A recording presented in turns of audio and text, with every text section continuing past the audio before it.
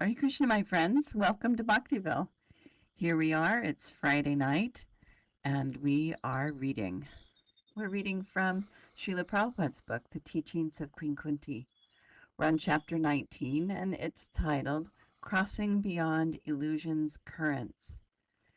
And in explaining this verse from Queen Kunti, Srila Prabhupada clearly gives us the path to do exactly that. We are on page 163 of the PDF or page 139 of the book.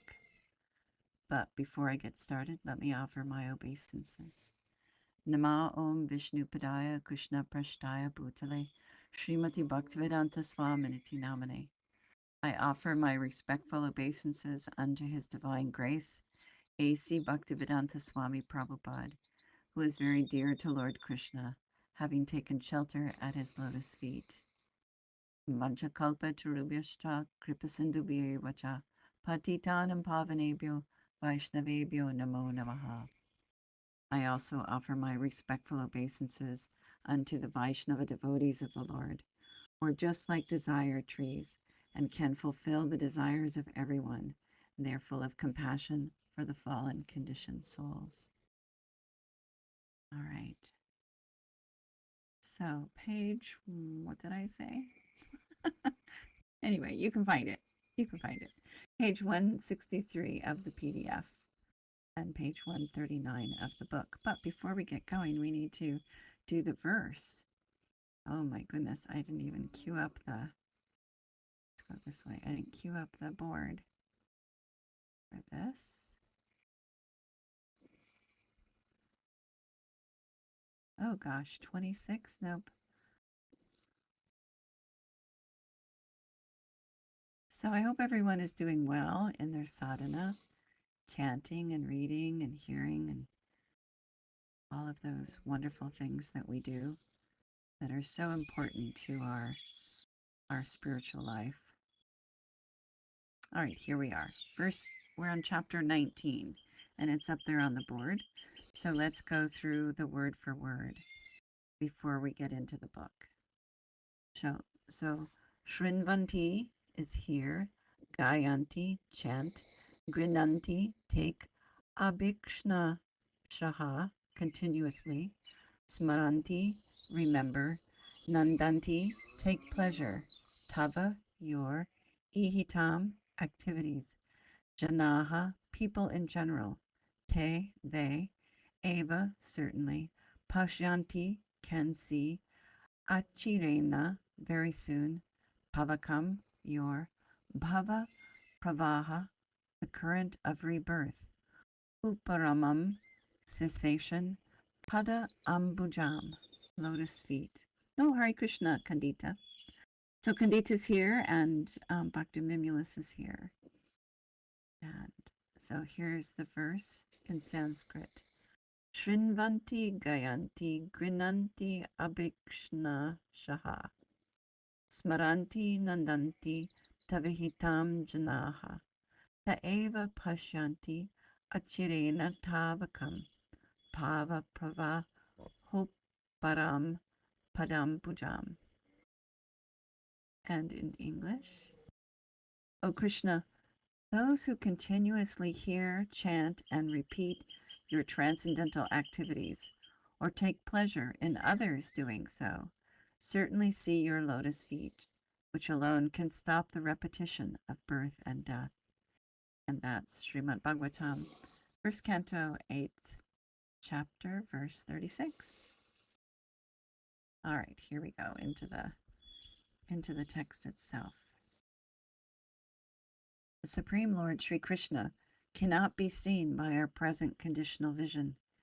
In order to see him, one has to change his present vision by developing a different condition of life, full of spontaneous love of Godhead. When Sri Krishna was personally present on the face of the globe, not everyone could see him as the Supreme Personality of Godhead. Materialists like Ravana, Hiranyakashipu, Kamsa, Jarasandha, and Shishupal were highly qualified personalities by acquisition of material assets, but they were unable to appreciate the presence of the Lord. Therefore, even though the Lord may be present before our eyes, it is not possible to see him unless we have the necessary vision. Hang on just a second. I just realized that I have all the sounds going on here, so turn them all off. All right, back to the text. This necessary qualification that we can't see him unless we have the necessary vision. So this necessary qualification is developed by the process of devotional service only, beginning with hearing about the Lord from the right sources. The Bhagavad Gita is one of the popular literatures which are generally heard, chanted, repeated, etc., by the people in general. But in spite of such hearing, etc., sometimes it is experienced that the performer of such devotional service does not see the Lord face to face. The reason is that the first item, Shravana, is very important. If hearing is from the right sources, it acts very quickly. Generally, people hear from unauthorized persons. Such unauthorized persons may be very learned by academic qualifications, but they do not follow the principles of devotional service. Hearing from them becomes a sheer waste of time. Sometimes the texts are interpreted fashionably to suit their own purposes. Therefore, first, one should select a competent and bona fide speaker and then hear from him or her. When the hearing process is perfect and complete, the other processes become automatically perfect in their own way. There are different transcendental activities of the Lord, and each and every one of them is competent to bestow the desired result, provided the hearing process is perfect. In the Bhagavatam, the activities of the Lord begin from his dealings with the Pandavas. There are many other pastimes of the Lord in connection with his dealings with the Asuras and others. And in the 10th canto, the sublime dealings with his conjugal associates, the gopis, as well as with his married wives at Dwarka, are mentioned. Since the Lord is absolute, there is no difference in the transcendental nature of each and every dealing of the Lord. But sometimes people, in an unauthorized hearing process, take more interest in hearing about his dealings with the gopis. Such an inclination indicates the lusty feelings of the hearer, so a bona fide speaker of the dealings of the Lord never indulges in such hearings. One must hear about the Lord from the very beginning, as in the Srimad Bhagavatam or any other scriptures, and that will help the hearer attain perfection by progressive development. One should not therefore consider that his dealings with the Pandavas are less important than his dealings with the gopis. We must always remember that the Lord is always transcendental to all mundane attachment. In all the above-mentioned dealings of the Lord, he is the hero in all circumstances, and hearing about him or about his devotees or combatants is conducive to spiritual life. It is said that the Vedas and Puranas, etc., are all made to revive our lost relationship with him. Hearing of all these scriptures is essential. In the previous verses, Kunti Devi has explained that those who have come to this material world are working very hard, like asses, and have such a hard burden that they cannot bear it. Because their lusty desires have created heavy work that puts them always in trouble, Krishna comes to introduce the system by which one can get relief from this continuously troublesome life. Religion consists of the laws of God. People who do not know this think that religion means faith. But although you may have faith in something, and I may have faith in something, and although I may believe you and you may or may not believe me, that is not religion. There is even a supposedly religious mission that says you can manufacture your own way. Yata mata tata pata. Whatever you think is right, that is right. That is their philosophy. But that is not science. Suppose I am a madman. Is whatever I think all right? How could this be? 2 plus 2 equals 4 is science. If I believe that 2 plus 2 equals 5 or 3, does it become true? No. So there are laws of God, and when there is dharmasya glanihi, deviation from these laws, we suffer. That phrase is from Bhagavad Gita 4:7, where he says that when the world deviates from these laws, he comes himself to relieve that suffering. So just as we might suffer by violating the laws of the state, as soon as we violate the laws of God, we are subjected to so many tribulations. Now, how are we to get free from these tribulations? Krishna comes to free us from them by giving us bhakti yoga. Krishna recommends, do this. And if we do it, we shall get some relief. Prahlad Maharaj mentions that this bhakti yoga consists of 9 items. Shravanam, Kirtanam, Vishnaho, Smaranam, Padasevanam, Archanam, Vandanam, Dasyam, Sakyam, Atmanivedanam, Iti Pum Sarpita Vishno, Bhaktischanavalakshana, Kriyeta Bhagavati Adha, Tanmanye Ditam Uttamam. Hearing and chanting about the transcendental holy name, form, qualities, paraphernalia, and pastimes of Lord Vishnu, remembering them, serving the lotus feet of the Lord, offering the Lord respectful worship, offering prayers to the Lord, becoming his servant, considering the Lord one's best friend, and surrendering everything unto him.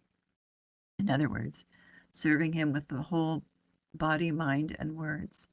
These 9 processes are accepted as pure devotional service. One who has dedicated his life to the service of Krishna through these 9 methods should be understood to be the most learned person, for he has acquired complete knowledge. And that those 2 verses are from the Bhagavatam 7:5, 23 and 24. Hearing means hearing about someone's activities, form, qualities, entourage, and so on. If I want to hear about someone, he must have some activities. We hear about history, and what is history? It is but the record of the activities of different persons in different ages. As soon as there is a question of hearing, we must ask what subject matter we should hear about. Shravanam Kirtanam Vishnoho. We should hear about the activities of Lord Vishnu or Lord Krishna, not about the news in the newspaper. Brahma Jignasa. We should inquire and hear about Brahman, the Supreme. These are the statements of the Vedas. In our Krishna consciousness movement, we also hear and chant, but what is the subject matter? The subject matter is Krishna. We are not hearing about market reports and the price of this share or what that share. No, we are hearing about Krishna. And when there is hearing, there must also be speaking or chanting. So we speak and chant about Krishna, Shravanam Kirtanam Vishnaho. And as soon as one becomes expert in hearing and chanting, the next stage is smaranam, thinking or meditation. Whatever we speak or hear, we shall later contemplate or meditate upon. First, one must begin with Shravanam, hearing. Otherwise, how can there be meditation? If one does not know the subject matter of meditation, where is the question of meditation? Therefore, there must be hearing and chanting about Lord Vishnu, Shravanam Kirtanam Vishnu. Actual meditation in yoga aims at seeing the 4-armed Vishnu Murti, which is the form of the Lord within the heart. That is real meditation. Now, rascals have manufactured other methods they call meditation, but these are not actually meditation. The senses are very restless, going this way and that with the mind. But by the Ashtanga yoga system, which regulates one's sitting posture, one's breath, and so on, one can control the senses Concentrate the mind on the form of Vishnu. This concentration is called samadhi, and it is the real goal of yoga. This Ashtanga yoga system aims at coming to the point of smaranam, or remembering the Supreme Lord. The next process of devotional service is archanam, worship of the deity, the form of Krishna in the temple. This next quote is from the song that we sing every day in the temple. Vigrahar Dhana Nityanana Ringaratan Mandiramarjana. The translation of that whole verse, I'll just read that, is the spiritual master is always engaged in the temple worship of Sri Sri Radha and Krishna. He also engages his disciples in such worship. They dress the deities in beautiful clothes and ornaments, clean their temple, and perform other similar worship of the Lord. I offer my respectful obeisances unto the lotus feet of such a spiritual master. It is not that one should worship Krishna once a week or once a month. Rather, one should worship Krishna 24 hours a day, nitya. The deity should have a new dress every day, or twice or even 4 times a day, as many times as possible. This is called Shringar. Krishna is the most opulent enjoyer, and we should supply him things by which he can enjoy. For instance, if someone gives me new clothing, I say, "Oh, this new clothing is very nice, and this is my enjoyment."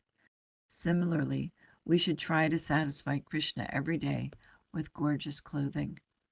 The dress for the deity should be first class. The food offered to him must be first class. And the place where he is situated in the temple must be first class, or even more than first class. Furthermore, the temple should always be as clean as glass. Everyone remarks that the temples of the Krishna consciousness movement are very clean, and they must be very clean. The more one cleanses the temple, the more one's heart becomes cleansed. This is the process of devotional service. The more we dress Krishna, the more satisfied we become. At the present moment, we are accustomed to seeing and appreciating our own clothing. I think, what costly clothing I have, and in this way I become satisfied. But when we dress Krishna, we shall feel spiritual satisfaction. This is the rest of that verse. Yuktasya bhaktams cha niyunjatopi bande guru shri charanaravinda. It is the duty of the spiritual master to engage his disciples always in worshiping the deity in this way. And it is to such a guru or spiritual master that we offer our obeisances. By the word Shrinvanti, Kunti Devi indicates that our first concern should be to hear about Krishna. One must be eager to hear. Why do we pay a college fee and go to college? To hear. By sitting down and hearing from the learned professor, we get knowledge. Therefore, a devotee always engages in hearing about Krishna. For those who are cultivating Krishna consciousness, the first business is hearing. Pandita has a comment. She says, Bhakti, in the Los Angeles temple, they change the clothes of the Radha Krishna deities 2 times a day. The deity worship standard is very high. It is, and it is. It's wonderful. 2 to 3. So there's the greeting where they have that, and then they change them after they take a nap, and then they put on their pajamas. So 3 times. 3 times. It is amazing. It is hard work, but it's a big temple. There are lots of people there. So everyone gets a chance in the morning, in the afternoon, and the evening, right? 3 times.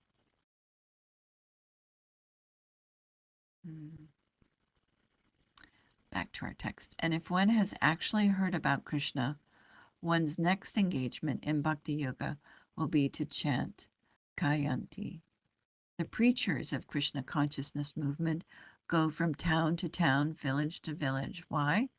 What is their purpose?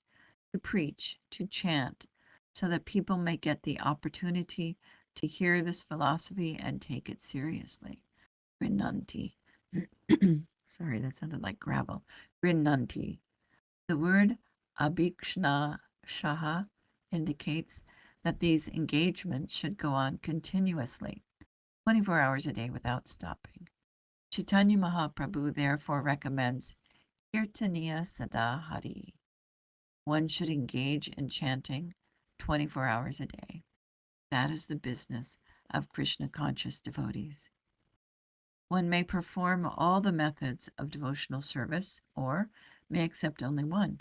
Simply hearing is enough.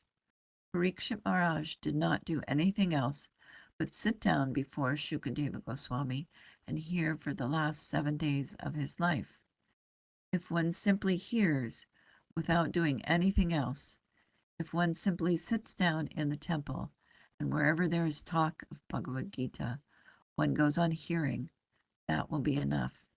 Even if you do not understand, please hear. The vibration, the mantra will help you. Grammatical or scholarly understanding is not very important.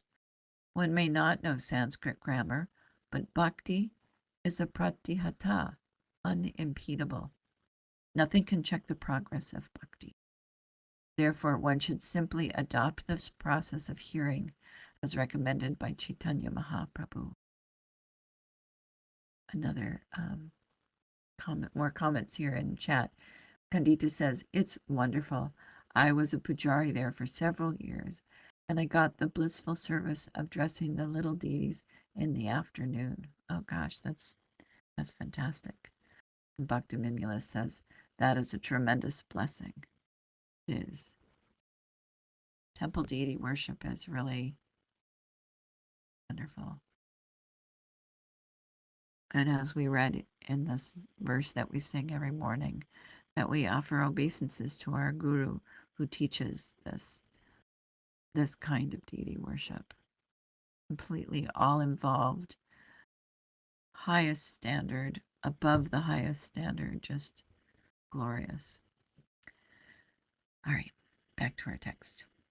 After Chaitanya Mahaprabhu accepted the renounced order of life, he was criticized by Sarvabhauma Bhattacharya, who had been a school friend of Nilambara Chakravarti, father-in-law of Chaitanya Mahaprabhu's father, Jagannath Mishra. So it's like grandfather.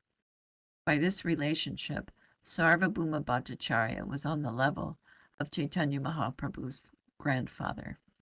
Thus he said to Chaitanya Mahaprabhu, you are a boy, only 24 years old, and now you've taken sannyas. Sannyas is very difficult to keep because for a young man, the world has so many attractions. So you should hear Vedanta Sutra. Sarvabhauma Bhattacharya belonged to the Mayavada school. Excuse me. And this indicates that hearing is important even among the Mayavadis, who stress the importance of hearing Vedanta Sutra. The Vaishnavas, the devotees of Krishna, also hear Vedanta Sutra, but not from the Mayavadis, who falsely interpret it and spoil the process of hearing. The Vaishnavas actually hear Vedanta Sutra because they do not interpret it. When Krishna says, I am the Supreme, the Vaishnavas accept it, and that is the proper way of hearing. If one speculatively interprets the Vedanta Sutra or Bhagavad Gita saying, the word Krishna means this, and Kurukshetra means that, one is simply wasting one's time. One should hear this literature as it is.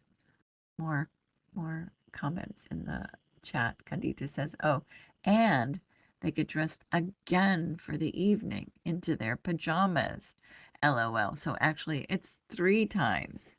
Yep, 3 times those pajamas count.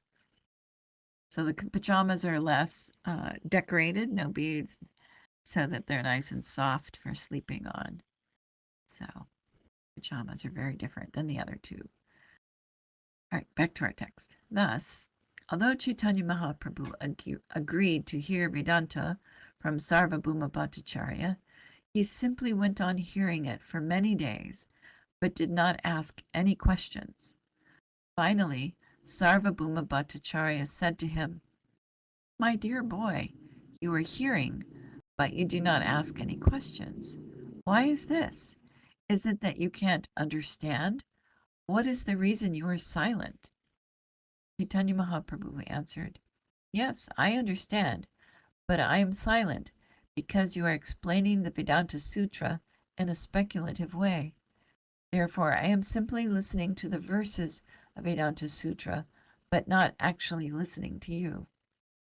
Thus he indirectly said, "You are explaining the meaning foolishly." Later on, he said, "The verses of Vedanta Sutra are just like sunshine, but your explanations are like clouds that cover them." I really like that sentence. No one needs a lamp to see the sun. Everyone can see it. But if the sun is covered by a cloud, it is very difficult to see. Similarly, the Vedanta Sutra is like the sun, but the Mayavada interpretations cover the real meaning. The Mayavadis never accept the direct meaning. Even big political leaders who are influenced by the Mayavada philosophy cover the meaning of the Vedic literature by speculating. Kurukshetra means this, and Dharmakshetra means that. Our policy, therefore, should be to hear the original as it is. Then it will be effective. Shravanam Kirtanam Vishnu. Vishnu should be heard as he is. Then one can meditate upon Vishnu and remember him. Smaranti. In this way, one becomes jubilant. Nandanti. The word Nandana means pleasing, and one comes in touch with the reservoir of pleasure in this way. Therefore, those who are cultivating Krishna consciousness have to hear about Krishna, speak about Krishna, and deal only in relationship with Krishna. By this process, Kunti tells the Lord, one will one day come to see you. And when one sees God, Krishna, what is the effect? Bhava pravaho paramam. The word pravaha means current. When there are very forceful currents in the river and some animal is thrown in, it will be washed away. Similarly, we are being washed away by the currents of material nature, which come one after another like big waves in the Pacific Ocean. Because we are under the grip of the three modes of material nature, Prakriti Kriyamanani, Gunai, Karmani Sarvashaha, we are being washed away. Therefore, Bhaktivinoda says, Mayara Vashayacha Beshe. And that's Bhaktivinoda Thakur song about Radha Krishna Bolo. Radha Krishna Bolo Bolo, Bolo Re Sobai. It's that song.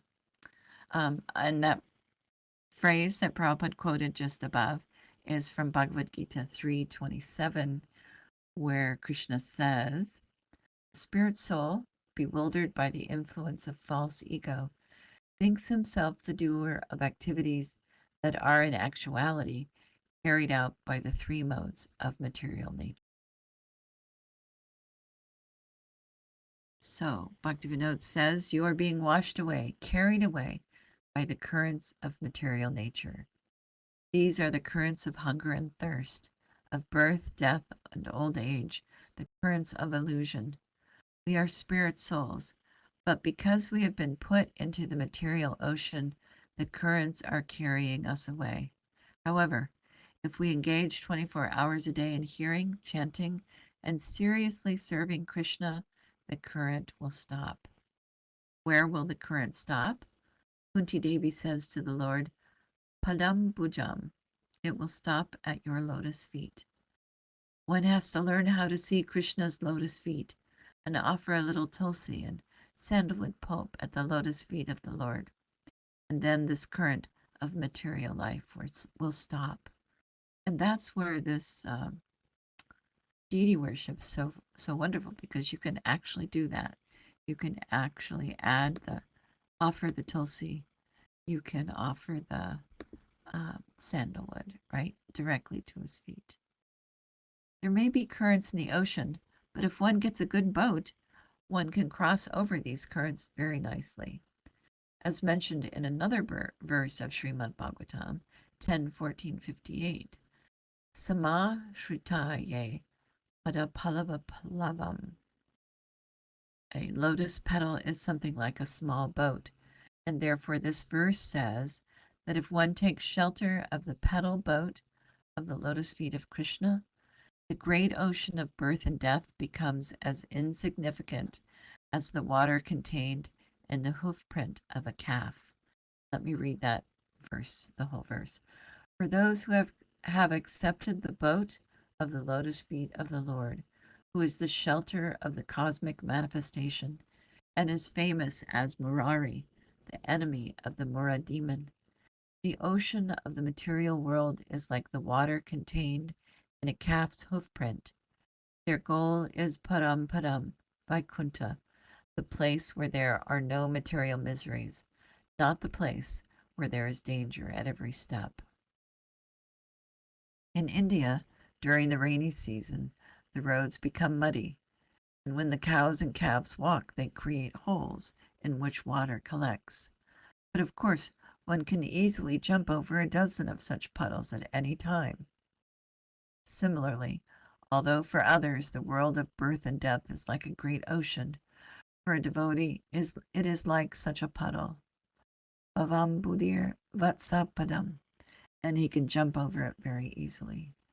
In this way, the devotee attains Param Padam, the supreme abode. Then what about this material world? Padam Padam Yavi Padam. This is a place not for devotees, but for people who are suffering. Therefore, Kunti Devi suggests, this Krishna consciousness is the medicine for your suffering. Take it and be happy. Jai Kunti Devi. Any questions or comments?